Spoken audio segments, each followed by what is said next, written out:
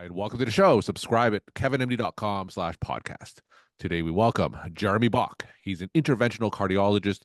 Today's Kevin MD article is Renal Denervation, a solution for hypertension patients worldwide. Jeremy, welcome to the show. Thanks for having me. I really appreciate the invitation. So let's start by briefly sharing your story and journey. I'm an interventional cardiologist. I practice outside Washington, D.C. Been in practice for about 11 to 12 years. And back even when I was a trainee, I was really interested in the interactions between cardiac and renal physiology. And renal denervation, which was first developed about 15 to 20 years ago, really married those two interests. And I worked on the initial versions of the renal denervation catheter as a interventional cardiology fellow, and have followed the story for many years and was excited to be an early adopter and incorporate it into my practice now that it's ready for prime time. All right, so let's talk more about that. You wrote that, of course, in your Kevin MD article, Renal Denervation, a solution for hypertension patients worldwide. So tell us about that article. Tell us about the procedure for those who didn't get a chance to read your article. Yeah, so for background, in the United States alone, they estimate about 48% of the adult population has high blood pressure, which is about 120 million people. And we also know that blood pressure is the most common contributor to heart attack, stroke, and cardiac death. And clearly, better control needs to be a priority because of those 120 million people with high blood pressure, we estimate that less than 25% are controlled according to our current guidelines, practice guidelines. And so clearly we need a new way of approaching this because many patients who aren't controlled, it's because either the medications are not effective or they're not taking them. There are adherence issues. And we know that in general, the more antihypertensive medications that are prescribed, the less adherent patients are. And so we need a new way of approaching this, from a public health standpoint. This has the potential to impact a ton of patients. Perfect. So take me through some of the physiology. It's been a while since I've studied this. Just for those who it's been a while or just not remembering it, tell me a little bit about the physiology behind the procedure. Sure. So what you should know is that the renal sympathetic nerves that touch down on the renal artery and course as a web along the renal artery really lie at the crossroads to the major blood pressure control centers in the body. And so these renal sympathetic nerves serve as the main communicator between the brain and the kidneys. And as we know, those sympathetic nerves, when they activate the kidney, there is, blood pressure is regulated through a combination of salt and water handling and hormone output. And interrupting that crossroads was hypothesized to limit the body's ability to launch a hypertensive response. And that turns out to be true. With catheter-based renal artery denervation, we are aiming to selectively disable those nerves. And it's a irreversible damage because those nerves are unmyelinated. And so you do not see axonal regeneration. So when you impair those nerves, we think that it's a permanent impairment.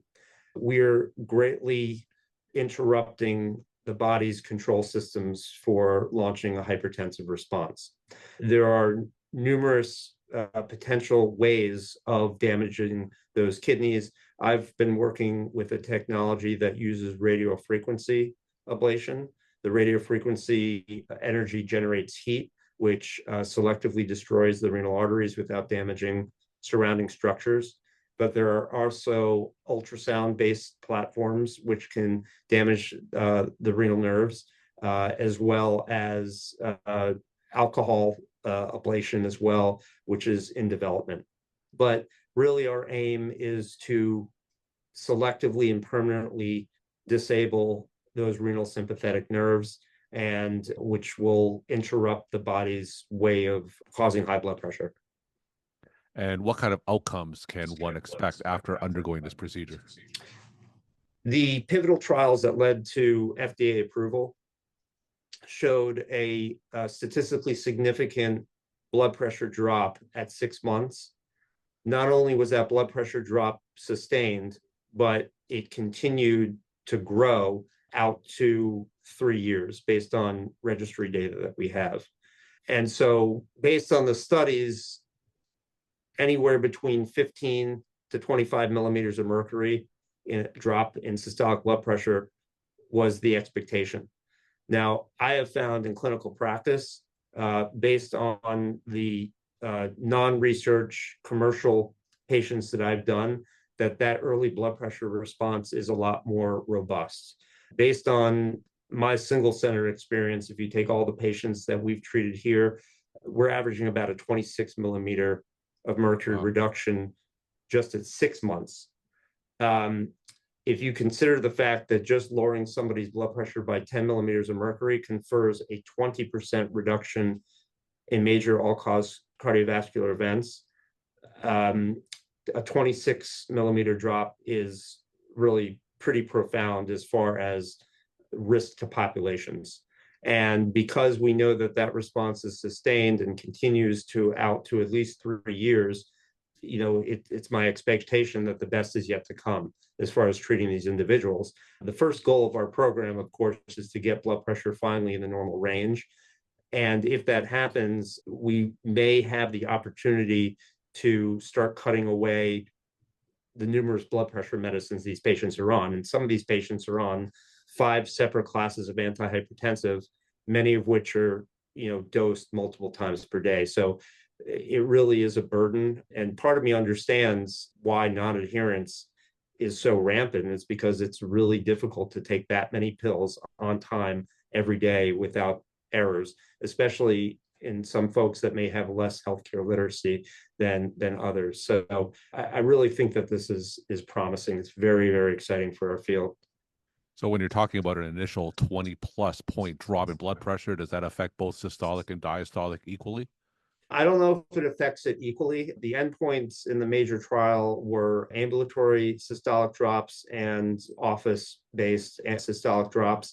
The diastolic does drop, but most of our data is on systolic blood pressure.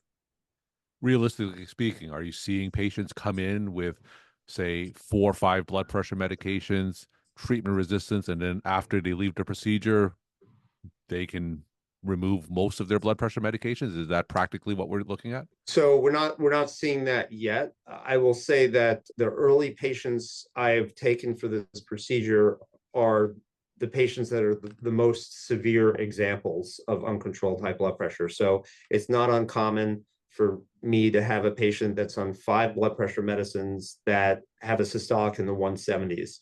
It's not a precipitous decline in blood pressure, and that's probably a good thing because that wouldn't be safe. It would make it less predictable. We really like the slow and steady decline so that we have the opportunity to see these patients for follow-up and have enough time to see that blood pressure decline and adjust medications as we need to, rather than that blood pressure just falling off a cliff in the week after the procedure.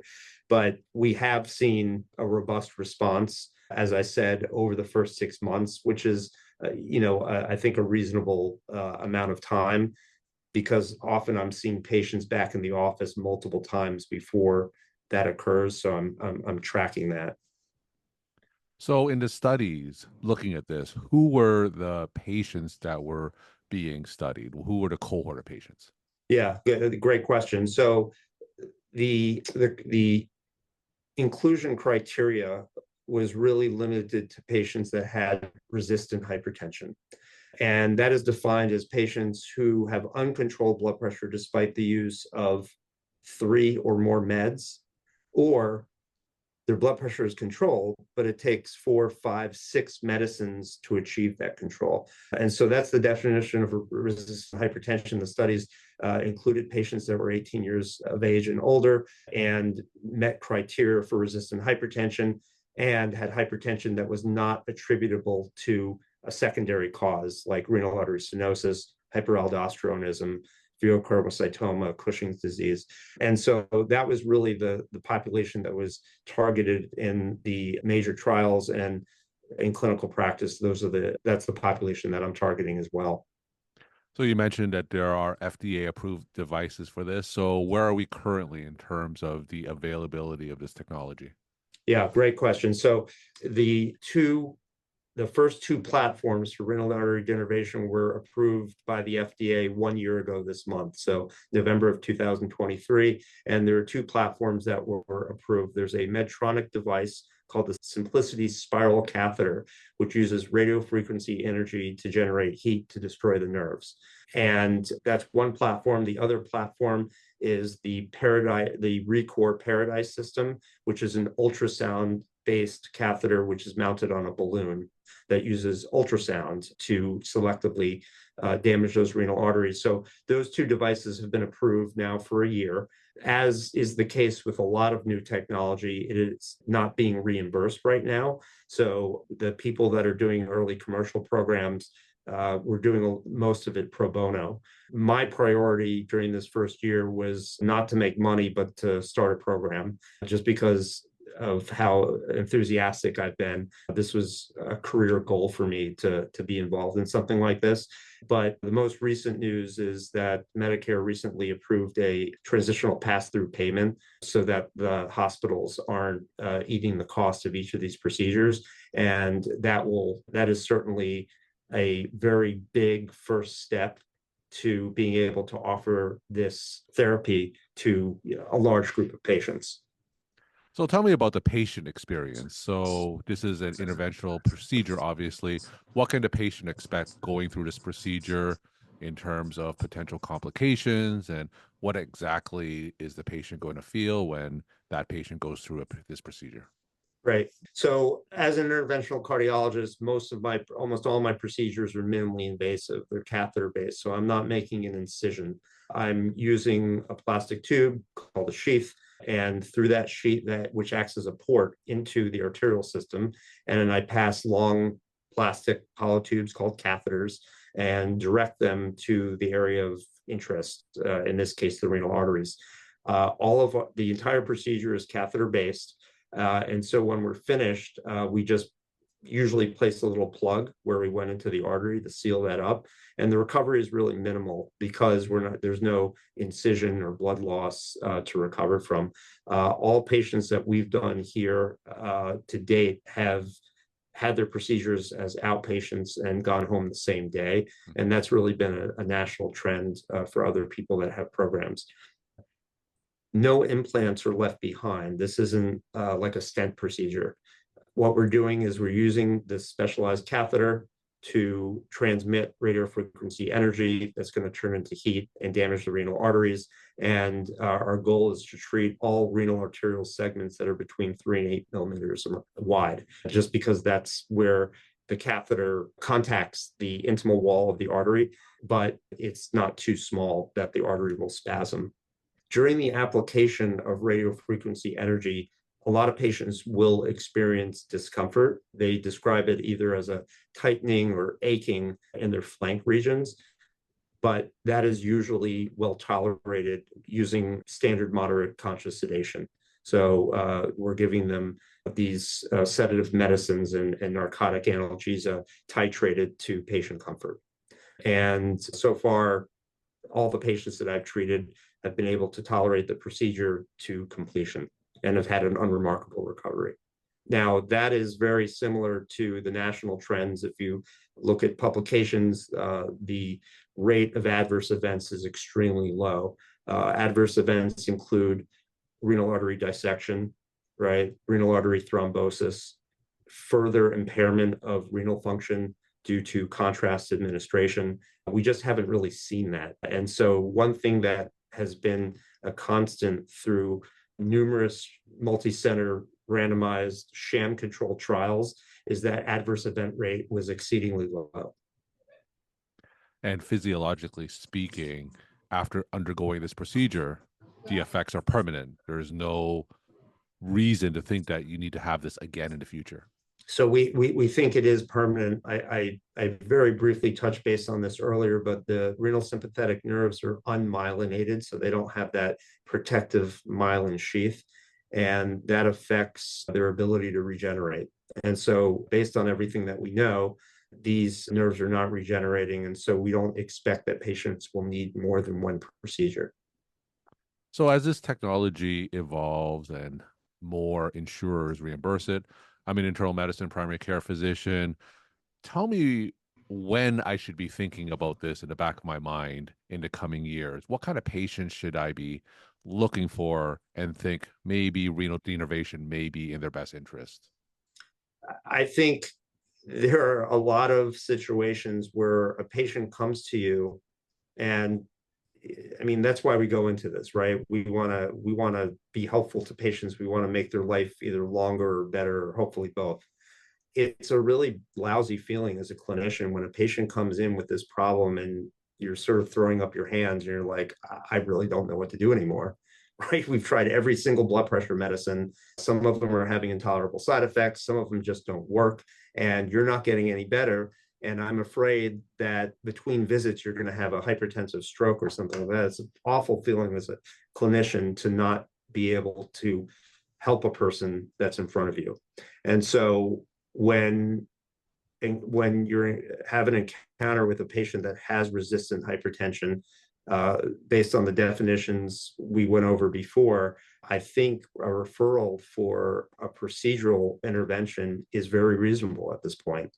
I think that this is not meant to be a standalone procedure. This is an additional tool in our toolbox for treating patients that previously didn't have a good option.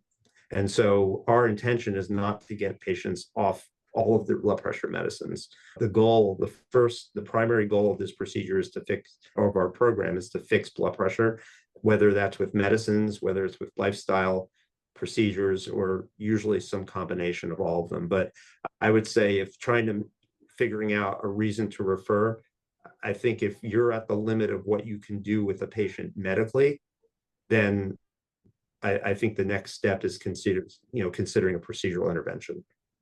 And in terms of the technique of the intervention itself, this is something that's readily learned by most interventional cardiologists.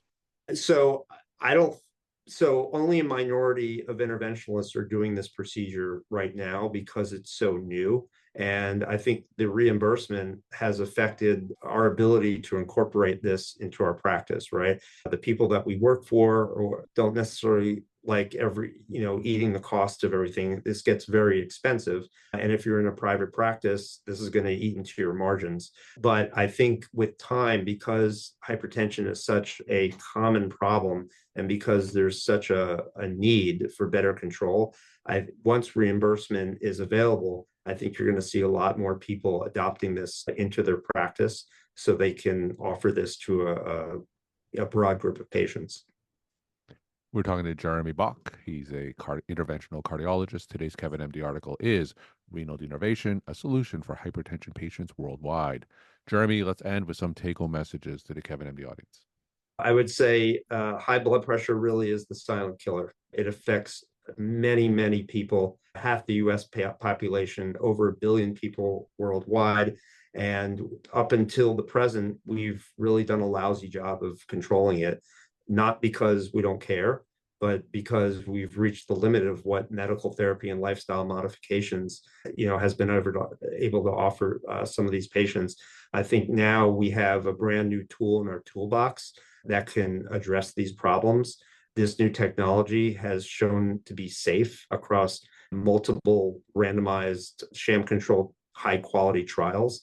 And I think that in the coming years, you're going to see more and more people incorporating this procedure into their practice so that we can offer patients a solution to,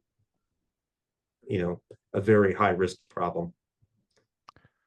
Jeremy, thank you so much for sharing your perspective and insight. Thanks again for coming on the show. Thank you for having me. It was a pleasure.